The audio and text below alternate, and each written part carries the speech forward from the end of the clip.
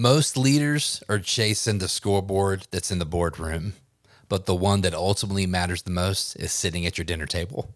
Today, we're going to talk about one of the most challenging topics for me personally in all of business. Come on, let's go. I don't know what comes next, but I couldn't care less. I refuse to be stressed. There's no fear in my chest. Hear the boom from my stairs. Walk away from the pain I've been through. This feeling I'm feeling is brand new. This is the moment I break through. Welcome to 10 Minute Masterclass. I'm your host and lead MC, Trey Sheneman. And it's our goal every week on 10 Minute Masterclass to be your weekly mic drop for business breakthrough. Now, the formula for which we try and drive and teach that breakthrough is through educating you in what I call the 4 core drivers of growth: marketing, sales, operations, and leadership. Because no matter when I was trying to scale a startup and take something to market, or running a scale up, running growth inside of a large organization, the big bottlenecks that I always had to overcome in the growth seat could always be connected back to one of those core 4 areas of marketing, sales, ops, or leadership. Now, in today's episode, we're going to get a little more personal than we normally do, and I'm really speaking to the business owners today. If you're a team member here, this can apply to you too, because we all have home life. We all have people that love us. We all have people that really expect more out of us than just what we do professionally. But I want to talk to you today about really a warning that I was given a couple of years ago when I met a gentleman who ended up becoming a mentoring relationship for me. We worked together for a little bit. And him and his partner just run a world-class leadership organization called Lead Every Day. But this leadership lesson that I learned from my friend Randy Gravitt is something that challenges me every time I think about it. And as someone that's building an early stage company now and advising a whole bunch of other companies, that's the service that we sell in our early stage company, and I'm doing it out of my house, and we're right here at home. We're remote. Those lines between the work life and the home life can get really, really blurred. And the scoreboards that we keep for ourselves can get really, really blurred.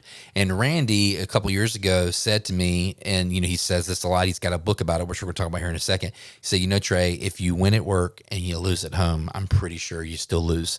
And that's the guiding light kind of leadership principle for today. So if you have never heard of the book Winning Begins at Home, you could go to leadeveryday.com. That's Randy and his partner Mark Miller's brand. And you could find that book, Winning Begins at Home. I'm sure you could get it on Amazon. I haven't looked. We'll put some links for you in the show notes so you guys can find them. You can go read up about Randy. Randy's got a world-class resume. He's been a leadership coach to some of the awesome teams like the Pittsburgh Pirates and the Buffalo Bills, and a lot of people at Chick-fil-A, and many, many other people in the military and business world. And he, kind of the way I would sum up my take on Randy's position, and Randy, if I'm wrong, you can always correct me. But the way that I would sum it up is don't trade success for don't focus on significance instead of on success. And what you do at work might make you successful, but what you do at home is what's going to be that makes you significant. And he really leans into that. So get a copy of the book. In today's lesson, I'm going to kind of walk you through my core takeaways from the book. I would hope that you would still go and read it, because I think it is a must read if you're in any kind of leadership capacity. So definitely for the owners that are on the call, but like I said, for marketing team leaders or sales leads, you should definitely read this book. But here's sort of the 4 principles in the book that really hit me hard, and I'm still processing and trying to make sure that I'm going to be a good steward of what I've learned. But the first kind of overarching principle is that you can't outwork a broken home life. No business win can ever mask the guilt of neglect that you might feel if you sacrifice your home life on the altar of your business life, because ultimately it's our presence as leaders that's the thing that's irreplaceable in our homes. It's our presence. It's our being present. And the idea of winning at work should be nested under winning at home. Winning at work is what helps you drive. Winning at home is the more preeminent goal. It's not the whole work-life balance thing is I've got 100% over there or 100% over here.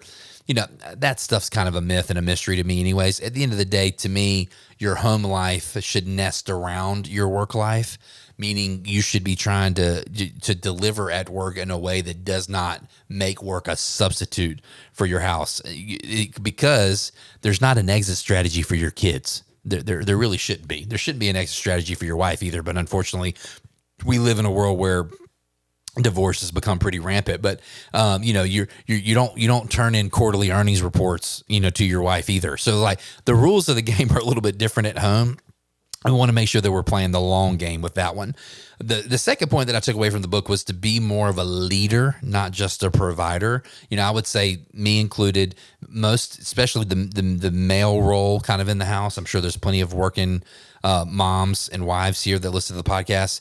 I would just say in the male DNA, though, we will confuse bringing home a paycheck with being our purpose. I know it's something I struggle with, still at times rears its head even in me. And I think one of the things I took from the book, and I've really in my own prayer life, I'm a person of faith. In my own prayer life, like one of the things that I've been really thinking through is like the idea of providing for my family is way more than financial. It's emotional provision, it's spiritual provision, it's actual financial provision. And more, the greater provision I can give them is connection with me and modeling what a good father relationship, a good husband relationship looks like. It's that emotional side. At the end of the day, like we can't lead our clients better than we lead our own kids and our own homes. So this is a huge part of it. The third thing that I took away from the book was like to have, just in the same way I have rhythms and a schedule and a plan at work, I should have rhythms and a schedule and a plan at home. We do things like weekly one-on-ones and quarterly strategy plannings in a part of our systems at work. But do you have anything like that in your own household?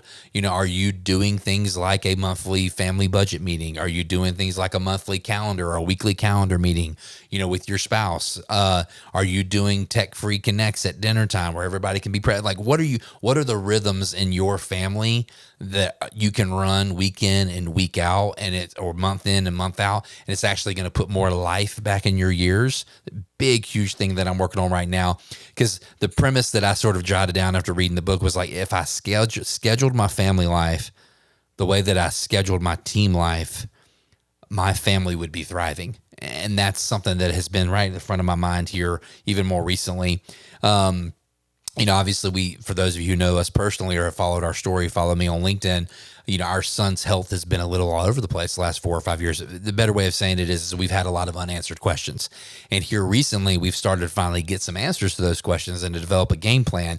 And even just being able to have that on the horizon for us as a family is going to allow us to make plans better and to have, more consistency, something to be praying through, something to have hope in. And so, I just want to encourage you to be connected to what's going on in your family in that way and have some rhythms that are built in to make sure that stuff that is going on is surfacing.